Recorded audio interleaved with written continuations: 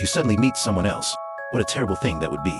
The man in front of me is troubled by this, and all he could find was a PhD in psychiatry. Explain that you are single, but started a small investment firm. Daily life is handled by a housekeeper. Apparently his relationships are simple. That changed 2 weeks ago. Pelham was about to leave the office building that day, but bumped into a real-world friend halfway through. Said he saw himself fighting at the bar yesterday. The other party left in a hurry. Pelham didn't care. But now, I come back to my senses. He didn't go to a bar during that time. He never got in a fight. Real-world friends may have mistaken the person. Pelham still didn't think much of it. Unexpectedly, a few days later, he is talking business at this club. I happened to run into an old friend, and he said something very strange. I'm glad to see we're on speaking terms again. What? What do you mean? The day before yesterday. You cut me dead right out here at the corner. Really? I'm dreadfully sorry. I must not have seen you. Oh, you saw me all right. Looked me right in the eye. The old friend also called out his name specially, but he just turned away. Pelham felt more and more confused. When I hurriedly asked what time it was, I learned that it was around 2 o'clock. He explained that he was on a business trip, got back here at 6 p.m. Friends feel incredible, unless he has a twin brother. Otherwise, it looks too similar. After listening to these 2 paragraphs, the doctor analysis of similarities is not surprising, and Pelham agrees. But things started getting really weird. Just the day before yesterday, he just finished eating and wanted to leave. The waiter suddenly handed over a pack of cigarettes, said he left it on stage the night before, ball style, but I wasn't there at all that day. In case it's someone's prank, he confronted the waiter in person. The other party insists that he has been here. If there was someone who looked exactly the same, there's a chance he might be wrong. But Pelham had scored 2 goals in 1. No one can do this except him. He couldn't take it anymore. Someone is brazenly pretending to be themselves. He decided to leave the club first, then go somewhere else to eat. Come back quietly and catch the man. Then he called the housekeeper. Tell me not to go back for dinner tonight. Hello, this is Mr. Pelham. No, I do not want to talk to Mr. Pelham. I am... Pelham suddenly reacted, since the housekeeper thinks he is at home. That means the counterfeit is at home. He rushed into the living room and kept shouting. The housekeeper wondered what had happened. Isn't he going to eat out? Pelham's cerebellum is a little crazy. He hasn't talked about it yet. He hurried over and opened the bedroom door. After finding out that there was no one inside, asked the butler when the door opens tonight. Is there anything unusual about yourself? The butler explained that he had opened the door himself. Nothing particularly abnormal. After he finished speaking, he went into the bedroom, since the counterfeit never left. Why is there no one in the room? Pelham quickly checked the spare key, confirmed that it is still in its original location. He had no intention of skimming his tie aside, like getting ready to go out. But his tie is tied around his neck. How can there be one more?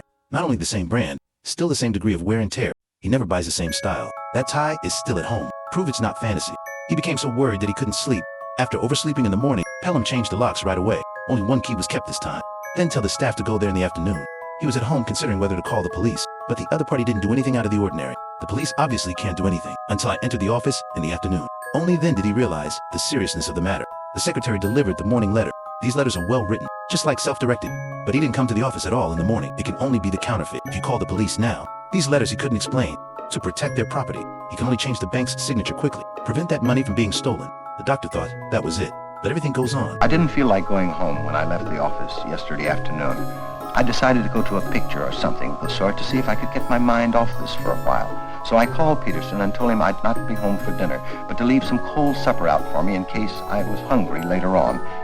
Pelham got home at 10 o'clock that night. Dinner is not on the table. He hurriedly asked the housekeeper what was going on. He turned and went into the kitchen. I wonder if he's finished eating. Also drank half a bottle of wine. Pelhampton catches the backup cold. Hastily check if there is anyone in the bedroom. Asked the first question again. The butler still replied that the door was opened by him. But if you put it in your pocket, how did the other party enter the house?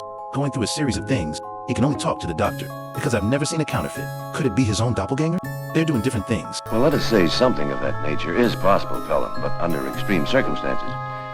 Now, when your double was doing these things, were you doing whatever it was with people you knew? Take what happened last night. When the counterfeit comes home for dinner, Pelham went to the movies. And did he watch it with anybody that was with him? He quickly shook his head, immediately expressed that he remembered the movie. The movie theater is still showing. He checked it out this morning. Dr. Winion was stunned for a moment. Is the other party engaging in dangerous behavior? Pelham thinks, that person doesn't look like he wants to hurt himself. I just can't figure out why the other party is doing this. But there is a strong premonition. Counterfeit is approaching. And then one day replace him completely. Then you will disappear. The doctor gave no advice after listening. But to be sure that person really exists, from the details we know so far, Pelham lives a regular life, maintaining the same style and habits for many years, to allow counterfeiting to be observed and imitated. That's when he thought of changing his daily habits. Change to another style of tie, adjusting schedules and recreational activities. That person can't imitate himself. Doctor thinks it's a good idea. Pelham quickly bought a new tie. Then I took him to work in the company. But the bizarre thing is, the secretary sent him a letter. The check is written with the latest signature. Pelham couldn't believe it. Counterfeit is impossible to know the newly changed signature. But now the truth is in front of you. He couldn't ask the police for help. I can only hope for the housekeeper. Then quickly dialed the phone at home. Hello?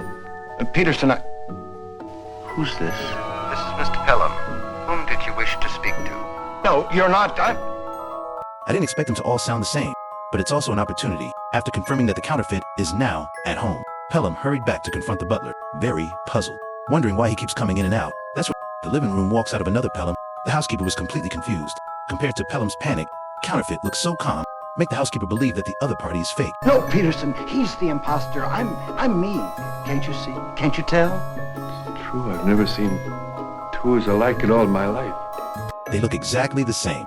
Counterfeiting is also different from breaking. Pelham's tie is unusual. I've never worn that style myself. The housekeeper naturally knows it, immediately agreed that the counterfeit is real. Pelham was speechless. The explanation is so that the other party cannot imitate, but the butler didn't listen at all. Counterfeit became the owner of this house. Pelham can't stay here any longer, and you end up completely unconscious.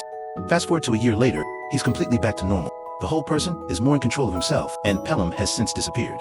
As if I had never been in this world before. The story ends here. Many people probably didn't understand it. The following is a personal interpretation. The real Monkey King doesn't exist. It's all just Pelham's split personality. Counterfeit is the master. Pelham is the split one. He thinks the other one is fake. Therefore, seek medical assistance. The doctor quietly guides the treatment. Get him a different tie. That is, since then. The first time Pelham heard counterfeit talk, then I went home and met each other. The scene of the confrontation between the three people behind should just be his fantasy. The final split personality completely dissipates. Pelham is back to his usual appearance. But he's not actually cured yet. Finally, 2 white balls appeared.